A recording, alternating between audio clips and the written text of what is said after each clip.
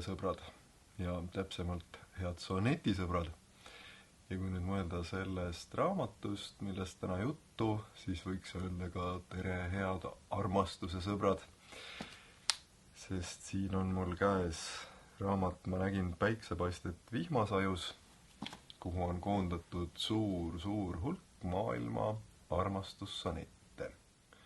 Kui selle raamatu üks koostajaid Laura Pääbo pöördus minu poole suve hakul ja küsis, kas ma tahaksin üht-teist tõlkida selle valimiku jaoks, siis ma ei osanud alguses sellest tõtt-öelda midagi arvata, sest sonette ma varem tõlkinud ei olnud ja riimilist luulet ka üsna vähe. Aga mõte tundus ikkagi väga huvitav ja ma otsustasin, et ma proovin. Ja see kogemus oligi väga rikastav, tõesti selline, kuidas ma ütlen, kirgliku huvi tekitav luule ja ühtlasi matemaatika vastu. Ja loodetavasti siis need üksikud sonetid, mis mul õnnestus tõlkida, kõlbavad kokkuvõttes ka lugeda. Sonetitõlge, selles mõttes on ta väga keeruline, et seal tõesti tuleb teha matemaatilisi tehteid, tuleb arvutada, loomulikult tabada värsimõõtu, vaadata seda, millist skeemi autor on oma soneti kirjutamisel kasutanud ja üritada siis saavutada sama tulemus ja seda kõike veel nii, et lõpuks säiliks luuletus ka luuletusena. See on üleüldse sonetide puhul keeruline küsimus, et kui hästi autor valdab soneti vormi, kas tema soneti valdamine on piisav, et selle 14 värsi matemaatika taga oleks alles ikkagi ka siis see selline jumalik puudutus või mingisugune selline inspiratsioonivälgatus, et luuletus ei oleks mitte ainult meisterlik, vaid et see oleks ka päriselt luuletus. Näiteks Juhan Liivi esimese ilmunud luuletuse puhul seda on arvustatud nii, et näha on, et noormees on andekas ja püüab, aga ilmselgelt võrreldes hilisema Juhan Liiviga ei ole ta leidnud veel oma keelt ja on oma luuletuse kujundeid liiga täis külvanud ja kokkuvõttes tekib sealt mõne arvustaja maitsele liiga kirev segapuder. Kõike on liiga palju. See on maitse asi. Minu meelest täitsa kena luuletus, aga võib-olla tõesti on hilisem Juhan Liiv jõudnud kõrgema meisterlikkuse astme juurde. Aga mis siin ikka tühja tuiata, ma loen teile võib-olla siis ette selle kogu nimiluuletuse, kus on minu arust kõik olemas. Suurepärane vormi valdamine, väga võimas sisu ja absoluutselt vaimustav tõlge, mille on teinud Maria-Kristiina Lottmann. Ja selle soneti autor on Giacomo da Lentini. Ma nägin päiksepaistet vihmasajus ja pimeduses sähvatamas valgust ja rahet leegitsemas pikserajus ja tulelõõmast tõusmas külma kalgust. Ja kuidas magus mõrkusesse vajus ja mõru maiku magusasse valgus ja kuidas vainutsa jäis viha hajus ja lähedaste vahel vaen sai algust. Ja nägin, millist vägevust arm kandis. See haavas mind ja ravis nii mu haavad, mu leegid leegi jõuga surus alla. Mul elu pähe sootuks surma andis. Ta kustutatud leegid lõõmaks saavad. Arm jättis mu, ent siis ei lasknud valla. Üks autorid, kelle tekstidega ise katsetasin, on prantsuse poetess Louise Labé. Väga keeruline ülesanne jällegi, sest tegu 16. sajandi naisluuletajaga, kelle luuletused mõjuvad mõned neist absoluutselt feministlikult. Seal on palju kirge, kohati isegi erootikat, aga samas on need nii kaasahaaravad, et kuidagi kutsuvad endasse süvenema. Igaks juhuks tuleb muidugi öelda ka seda, et pole päris kindel, kas Louise Labé need tekstid on ise kirjutanud. Ma ei ole saanud kätt vahele või et pole kätte saanud materjale, milles väidetakse ja üritatakse ka tõestada seda, et tegelikult kirjutas tema luuletusi autorite kollektiiv. Aga nii või teisiti, tekstid igal juhul on pärit sellest ajast ja väga kaasahaaravad ja ma loen teile siis ühe tema teksti ka.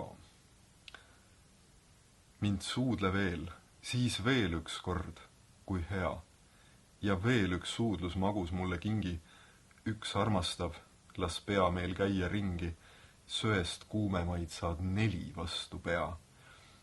Kas oled kurb?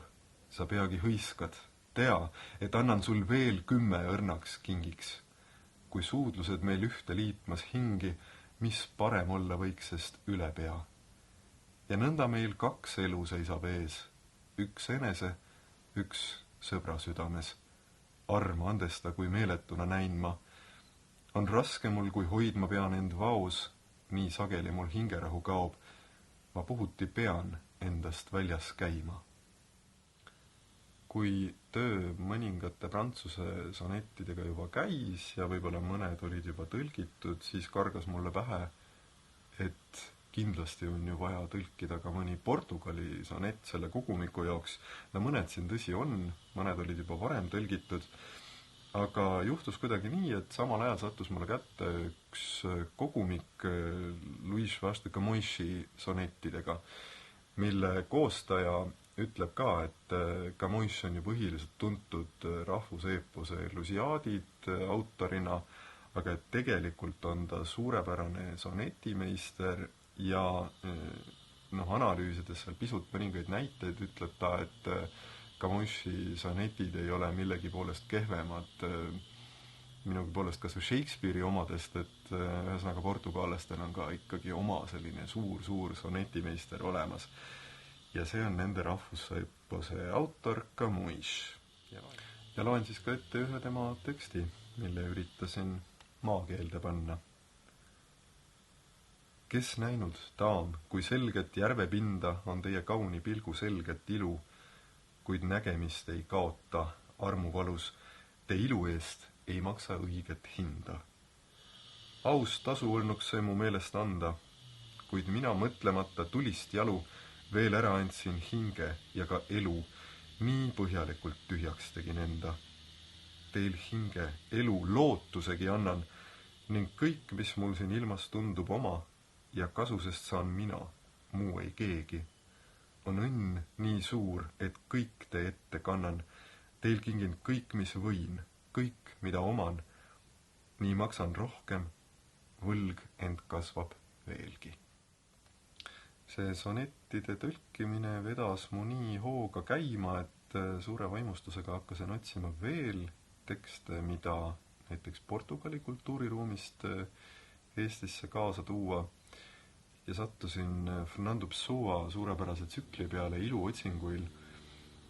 Tegin need tõlked isegi enam-vähem valmis, võib-olla päris lõppviimistlusse veel ei jõudnud ja siis torgatas mulle meelde, et tegu on ju tegelikult armastussonettide kogumikuga, aga Pessoa see tsükkel on väga abstraktne ja pigem filosoofiline, nii et see töö siia nende kaante vahele ei jõudnud, aga ma usun, et kuna see raamat siin, suurepärane kaunis tellis, on niivõrd väärikas ja leiab niivõrd truu lugejaskonna ja austajaskonna lausa, siis kindlasti asi sellega ei piirdu ja mina küll soovitan koostajatel ja ka kirjastusel minna edasi ja panna kokku siis ka kõiksuguste muude sonettide kogumiku. Ma saan aru, et sonett muidugi on ennekõike armastusluuletus, aga samas on see žanr levinud nii laialt ja seda on kasutatud ka igasugustel muudel nii-öelda eesmärkidel.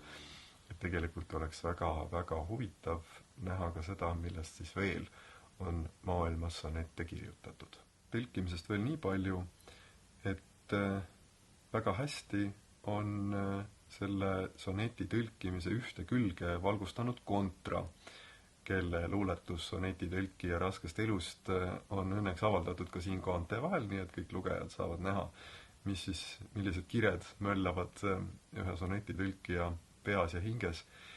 Ja selle kõrval on siis muidugi ka teine pool, mis valdab tõlkijat, kui talle tundub, et ta on vähemalt ühe salmiga sonetist enam-vähem hakkama saanud, et kuidagi see selline õnnetunne, et mingilgi määral on jõud materjalist üle käinud, see kaalub igal juhul üles kõik vaevad ja piinad.